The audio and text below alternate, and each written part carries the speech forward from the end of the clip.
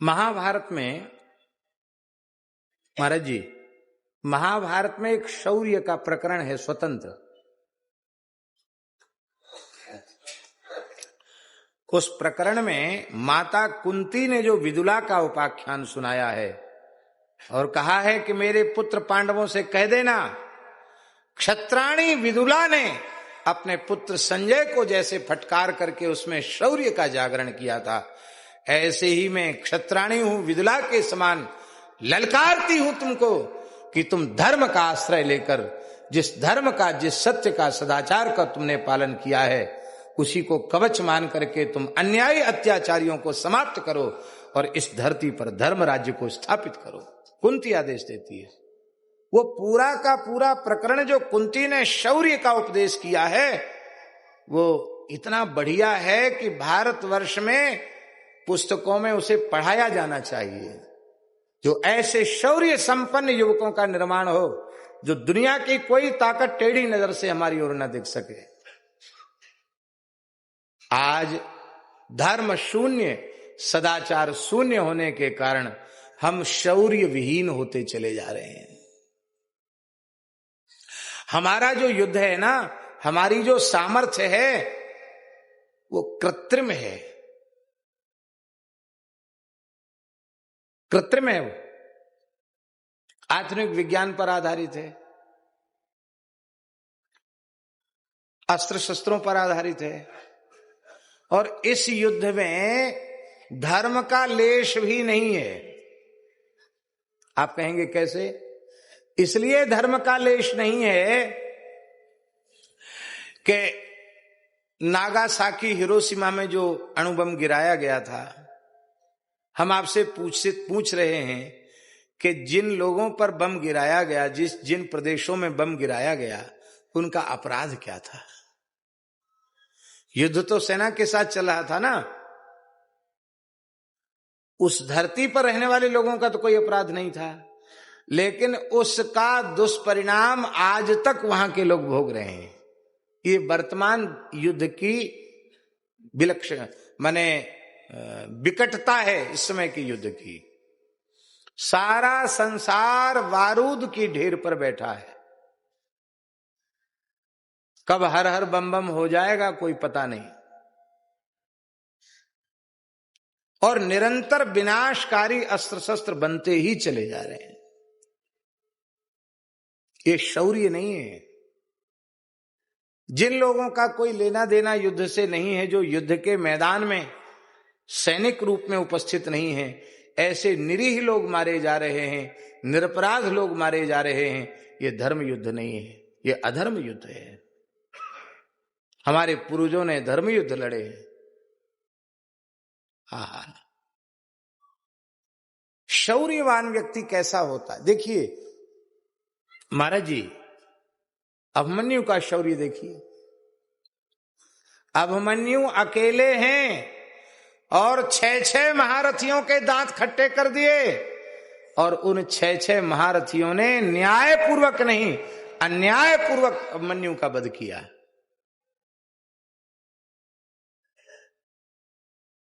आकाश में बड़े बड़े सिद्ध देवता, यक्ष, चारण, गंधर्व, किन्नर आकाश में खड़े होकर उस युद्ध को देख रहे थे। भगवान सूर्य भी उस युद्ध को देख रहे थे, और इतिहास में लोगों ने, ऋषियों ने, चिरजीवी ऋषियों ने कहा कि यह पृथ्वी जब से है तब से अब तक इस प्रकार का पराक्रम किसी ने प्रकट नहीं किया, इस प्रकार का शौर्य किसी ने प्रकट नहीं किया, आगे भी कोई प्रकट नहीं करेगा जो शौर्य अभिमन्यु ने प्रकट किया है। ये शौर्य है। हनुमान जी अकेले लंका गए, कोई साथ तो नहीं गया। और हनुमान जी का शौर्य क्या है?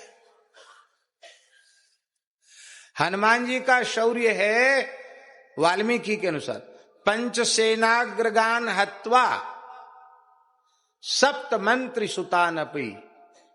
5 सेनापतियों का वध कर दिया सेना के सहित हनुमान जी ने अकेले।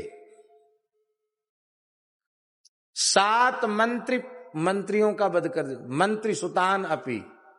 7 मंत्री पुत्रों का वध किया। और कुमार मक्षम निष्पिष्य, अक्षय कुमार को तो पीस ही डाला और पूरी लंका को जला डाला अकेले, कोई सहयोगी नहीं है। उस रावण की नगरी लंका में अकेले इतना पराक्रम श्री हनुमान जी ने दिखाया, इसी का नाम है शौर्य।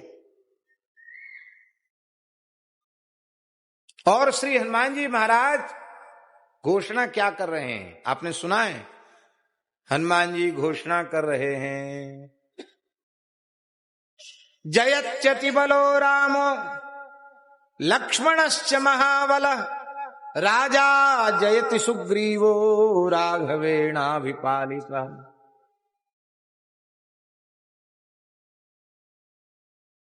महान बलशाली भगवान श्री राम की जय हो। जयत्यति बलो रामो लक्ष्मणश्च महाबलः, महान बलशाली लक्ष्मण जी महाराज की। राजा जयति सुग्रीवो राघवेणाभिपालितः, श्री राम जी के द्वारा अनुपालित वानर राज सुग्रीव जी की जय हो। लंका में इतनी हिम्मत किसकी? तो राम जी का नाम लेके, लक्ष्मण जी का नाम लेके, सुग्रीव जी का नाम लेके जय जयकार कर सके। पर ये हनुमान जी का शौर्य है। हनुमान जी ने कहा कि तू तो चोरी करके लाया, जानकी जी की बढ़ियाई करके लाया, चोरी करके लाया। गोस्वामी जी ने बढ़ियाई शब्द का प्रयोग किया है, चोरी करके लाया है। पर मैं चोरी करके नहीं, मैं सीना जोरी करके तेरे सामने उपस्थित हूं। कान खोलकर सुन ले, मैं राम जी का दूत हूं। दासोहम कौशलेन्द्रस्य रामस्याकृष्ट कर्मणः हनुमान शत्रु सैन्यानाम निहंता मारुतात्मजा। मैं कौशलेंद्र भगवान श्री राम का दास हूं, अक्लिष्ट कर्मा भगवान श्री राम का दास हूं।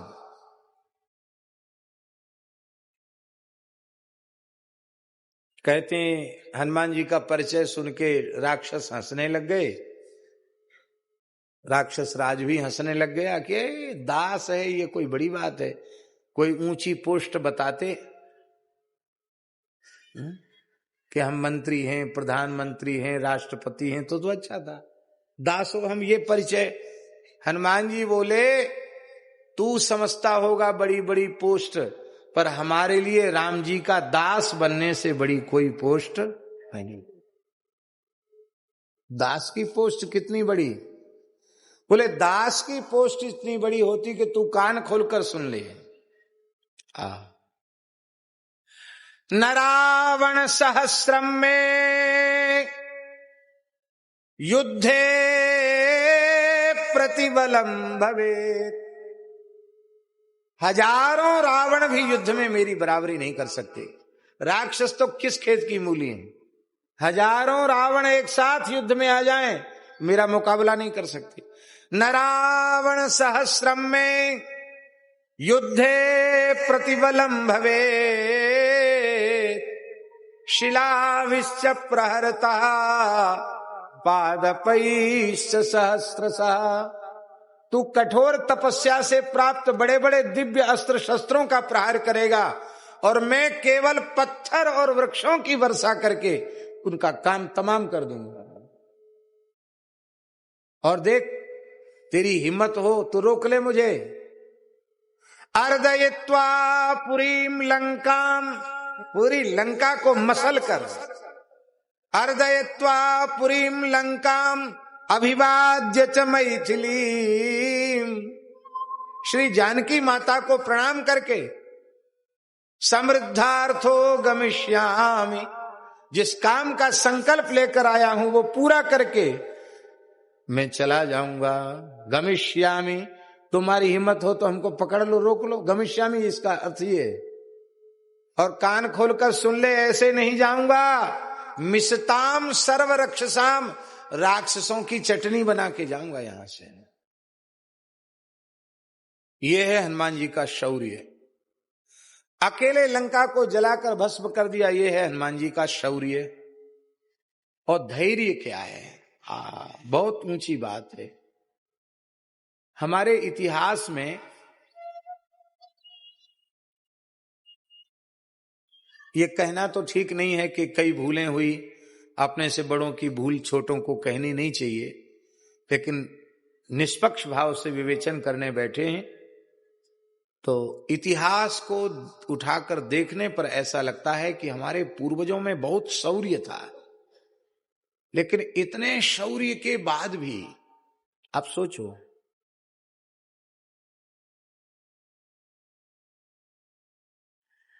पृथ्वीराज चौहान में कम शौर्य था।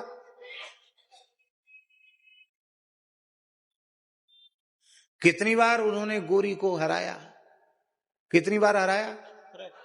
17 बार। हाँ ठीक कह रहे कल्ला जी, ठीक है कि नहीं? ये तो शिक्षा विभाग से जुड़े हुए रहे ना। 17 बार हराया, तो उनमें वीरता की, पराक्रम की कमी थी क्या? किसके लिए? हमारा विचार ऐसा है कि पूज्य पथमेड़ा महाराज जी को यदि यहां ऊपर बिठावें तो हैं? अरे महाराज जी एक किनारे माइक खोलो। उनका फोटो नहीं खींचे, बस ये बात है? तो कह दिया तो फिर यहाँ जहां आप उद्घोषणा करते हैं इस तरफ भी कुर्सी लगा सकते हैं, तो उसमें हमारी प्रसन्नता भी होगी और सब लोगों को महाराज जी का मंगलमय दर्शन भी हो जाए, दोनों बात हो जाएंगी। महाराज जी हाँ है? नहीं, हमारी तरफ से प्रार्थना यहाँ और इधर और इधर। हाँ अब ठीक जगह है। अब उनके आने के ही पहले हम श्रोताओं से एक प्रार्थना करते हैं कि आजकल फोटो खींचने वाला साधन सबके पास है, मोबाइल, फट से लोग फोटो खींच लेते हैं। महाराज जी का जो ये नियम है फोटो न खिंचाने का नियम, ये परम श्रद्धेय स्वामी जी के द्वारा दिया गया नियम है, और दिया तो उन्होंने कई लोगों को था, स्वयं भी फोटो नहीं खिंचाते थे। ये काम नहीं करना, पैसा नहीं छूना, फोटो नहीं खिंचाना। तो उस गोष्ठी में पूज्य पथमेड़ा महाराज जी भी थे, तो सबने कहा था कि ठीक है हम नियम पालेंगे, नियम पालेंगे। तो बोले हमने भी निश्चय किया था कि हम नियम पालन करेंगे। इस दृष्टि से ही जहां तक हो सके वे एक महत् पुरुष की आज्ञा मान करके उससे बचने का प्रयास करते हैं। तो किन्हीं भी महापुरुषों का कोई नियम हो तो उनके नियम के पालन में हमको सहयोगी बनना चाहिए। उनके नियम को हम न मानकर कोई लाभ ले लेंगे ऐसा नहीं है। कोई महापुरुष चरण नहीं छुआते और जबरदस्ती उनका पैर छू के तुमको कोई पुण्य नहीं होगा। अभी राधा वल्लभ जी जालान, अब उनका शरीर नहीं है, बड़े भक्त थे, बड़े सत्संगी थे। हम वहीं थे सूरत में जिस समय उनका शरीर पूरा हुआ, और आखिरी दिन तक उन्होंने सत्संग किया। हमसे सत्संग करके रात को पधार गए, शाम को सत्संग करके गए। हमने कहा भी उनसे, एक बढ़िया बात सुन के जाओ, तो वो जा रहे थे, उनका समय हो गया था, लेकिन वो बढ़िया बात सुन के जाओ, तो वो बैठ गए। तो बात सुनी और सुन के फिर चले ही गए। बढ़िया बात सुन के जाओ, तो बढ़िया बात सुन के चले गए राम जी के पास। वो एक घटना सुनाते थे कि गोविंद भवन में, कलकत्ता गोविंद भवन में परम पूज्य सेठ जी का प्रवचन हो रहा था। सेठ श्री जयदयाल गोविंद जी का प्रवचन हो रहा था। सेठ जी ने बाल भोग में रसगुल्ला खाए, उनको रसगुल्ला प्रिय था, छेना का। तो उनके वो आहार बहुत नियमित करते थे। नियमित का अर्थ है जितनी मात्रा में लेना है उतनी से बिल्कुल एक तोला क्या एक रत्ती ज्यादा नहीं लेते थे, ऐसा समझो। जैसे हम लोग आग्रह पूर्वक ज्यादा खा जाते हैं, सेठ जी ऐसे नहीं, जितना लेना है उतना ही लेना, आप कितना आग्रह करो। तो किसी ने अत्यधिक आग्रह पूर्वक उनको एक रसगुल्ला ज्यादा डाल दिया।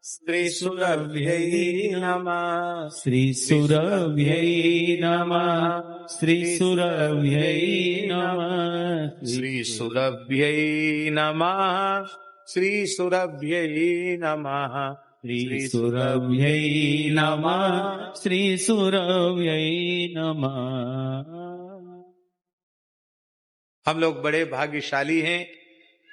परम पूज्य श्री पथमेड़ा महाराज जी के विराजने से आज यह सभा अत्यंत अत्यंत अलंकृत हो रही है।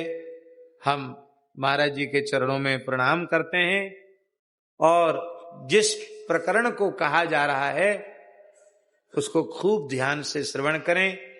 जिन लोगों को प्रस्थान करना है वे प्रस्थान कर सकते हैं, जा सकते हैं, और जिनको सुनना है वे शांति पूर्वक विराज जाएं। हम धर्म रथ का निरूपण कर रहे थे। भगवान श्री राम विभीषण से कह रहे हैं, विभीषण तुम अधीर क्यों हो रहे हो? जेहि जय होए सो स्यंदन आना। जिस रथ पर बैठकर विजयश्री प्राप्त की जाती है वो रथ रावण के पास नहीं है, वो रथ तो कुछ दूसरा ही है। और तुम ध्यान पूर्वक देखोगे तो तुम्हें रावण विरथ दिखाई पड़ेगा और रघुवीर रथी दिखाई पड़ेगा। उस धर्म रथ के दो चक्र हैं। कौन कौन? बोले सौरज धीरज तेहि रथ चाका, सत्यशील दृढ़ ध्वजा पताका। शौर्य और धैर्य ये दो उस धर्म रथ के दो पहिए हैं, दो चक्र हैं। अभी शौर्य की व्याख्या हो चुकी है।